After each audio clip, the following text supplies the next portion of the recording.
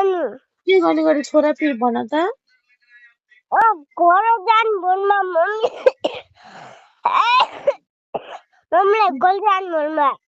मम्मीलाई घर जानु दिने? मम्मी त बुवा छ घर छोरा गुवा यति सानो ल त म छु घर मम्मी त बुवा छ घर मम्मीलाई बोलाइदिनु गुवा काटी हो यति होइन ल मैले चिनेकै छैन यति हो क्या गुवा त्यो तेरो लागि त हित्यो भनेको त आन्न अब तर राम पनि मान्दैनस् मलाई मैले भनेको पनि मान्दैनस्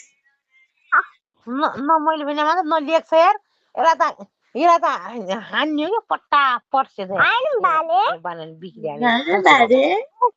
आमाले भने मान्दैनस् आमाले भने पनि नमान्ने मम्मीले भनेको पनि नमान्ने